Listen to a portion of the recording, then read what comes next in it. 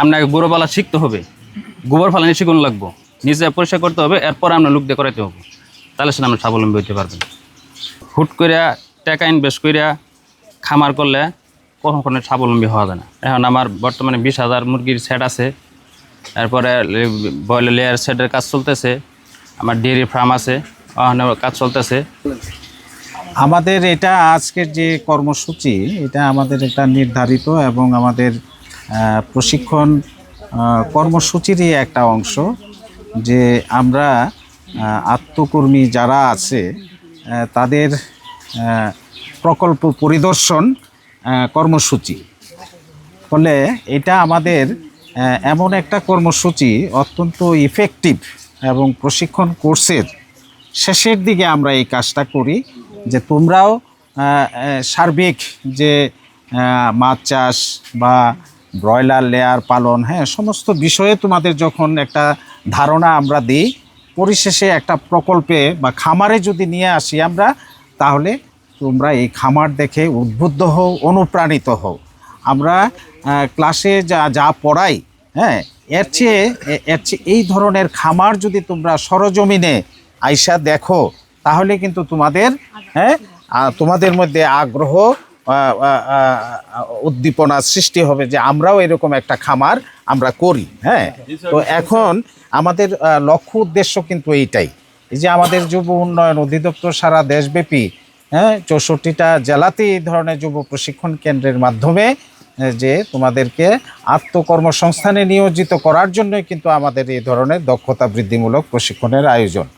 তো আমার মনে হয় তোমরা সকলেই দেখছো, এবং এইটার উদ্দেশ্যই হচ্ছে যাতে তোমরাও এই ধরনের খামারের মালিক হইতে পারো, এই জন্যই কিন্তু এখানে নিয়ে আসে। এবং এটা কিন্তু অসম্ভব কিছু না।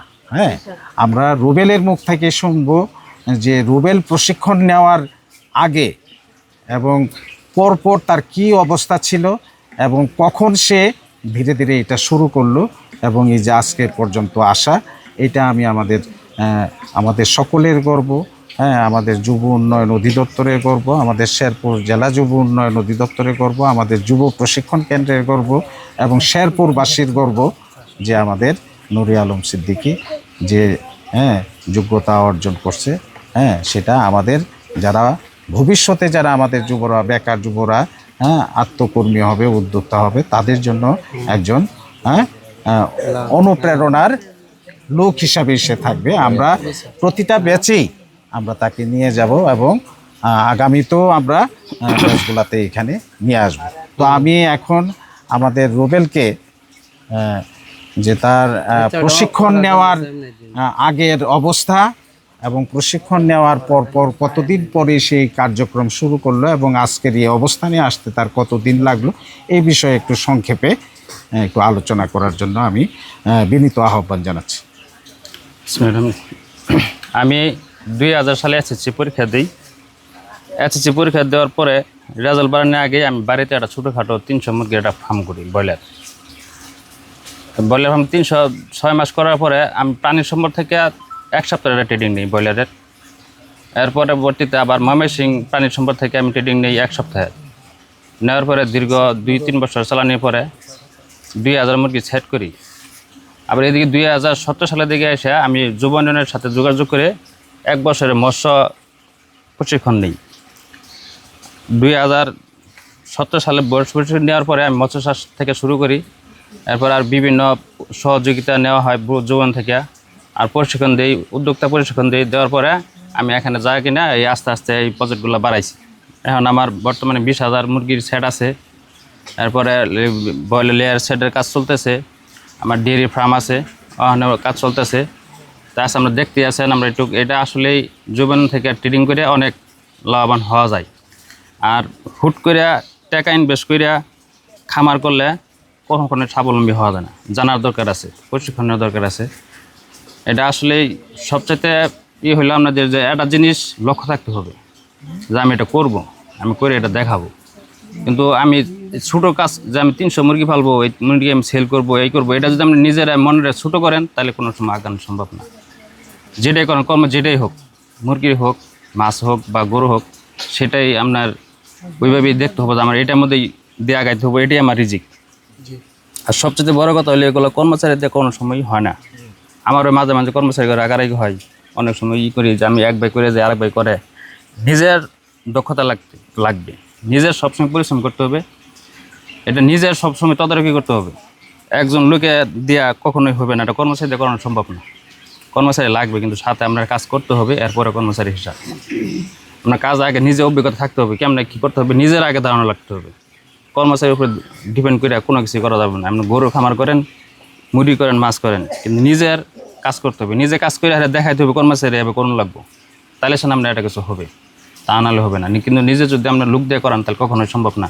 যে আপনার টাকা আছে, লাখ লাখ টাকা আছে, 5টা গরু কিনে রাখছি, আমি 2টা কামলা দিয়ে দিয়েছি গরু পালক গা, তাহলে কখনোই সেটা হবে না। আপনাকে গরু পালা শিখতে হবে, গোবর ফালানি শিখুন লাগবো, নিজে পরিষ্কার করতে হবে, এরপর আপনার লোক দিয়ে করাইতে হবে, তাহলে সেটা আমরা স্বাবলম্বী হতে পারবেন। সেম মুরগির খামার, তাই মুরগির খাবার তো আরও সেন্সিটিভ। আমি নিজে মুরগি পালছি, 2000 মুরগি আমি একা পালছি, 2 বছর আমি এক্সট্রা খামার করছি, আমি এক্সট্রা 1,02,000 মুরগি পালছি। পালার পরে সে আমি এখানে আসে আমি কর্মচারীদের করাইতেছি, দুটুকু অভিজ্ঞতা আমার হয়েছে এখন। এরপর আমি মাঝে মাঝে ঠিক আছে স্যারদের সাথে যোগাযোগ করি যে স্যার আমি এই সমস্যা করছি, এটা করছি, তখন এটা নিতেই হয়। মানে শেখার কোনো শেষ নাই। পোলট্রি সেক্টর বলেন, ডেইরি সেক্টর, মানে শেখার কোনো শেষ নাই না। প্রতি বছর আপডেট হইতেছে, বিভিন্ন রোগবালাই ধরতেছে, এগুলো কিছু আপডেট শেয়ার করতেই হবে। তো যাই হোক, আপনারা ট্রেনিং কোর্স শেষ করছেন, নিজে মনে রাখতে হবে টার্গেট। আমার ছোটো কোনো কাজ ছোটো মনে করলে চলবে না। আপনি যেটাই করেন, আমি যখন পড়লে 300 মুরগি নিয়েছি না, নকলা থেকে ব্রয়লার মুরগি খায় না, কেউ চিনে না। বাজার নিয়ে গেছি, কেউ নেয় না। নিজে নিয়ে বেচছি বাজার বসে, কেউ নেয় না। 2-3 দিন ঘুরাইছি, এরপরে নিয়ে মহিষ নিয়ে বেঁচে দিয়েছি। এই জন্য কি আমি যে এই ব্যবসা বাদ দিই না, হবে না তো। আজকে কি আমি টার্গেট পুরা করছি, আমি জানি না আল্লাহ আমার এটা দিকে রিজিক রাখছে। যাই হোক, এটা আমার সফলতা। আমি আজকে গৌরবোধ করি যে আপনারা আজকে আসছেন আমাদের এখানে। তা আমার যদি এরকম সফলতা না থাকতো, তা আপনারা আসতেন না। এটা ধৈর্য এবং মানে কোনো কাজ ছোটো করতে হবে না। আমি বারবার একটাই করতে হবে, কোনো কাজ কিন্তু ছোটো করে দেখবেন না। যে কাজই করেন আপনি, যে কোনো সেক্টরে, যে কোনো ব্যবসা আপনি নিজে আগে করতে হবে, শুরু করতে হবে। আপনি স্কোয়ারের মালিক দেখেন, সে নিজের রিপ্রেজেন্টেটিভ ছিল, সে ওষুধ হাতে হাতে নিয়ে বেচে, আজকে কি সে বেচায়, কিন্তু তার অভিজ্ঞতা থাকতে হবে যে মার্কেটে কীভাবে কাজ করতে হয়। এইগুলো আপনি যদি নিজে না করেন তাহলে কখনোই অসুবিধা। তো যাই হোক, আমরা দোয়া করি, আপনারা দোয়া করবেন, আপনারাও স্বাবলম্বী হন, নিজে উদ্যোক্তা হন। উদ্যোক্তার দরকার আমাদের, ঠিক আছে, এই বলে আমার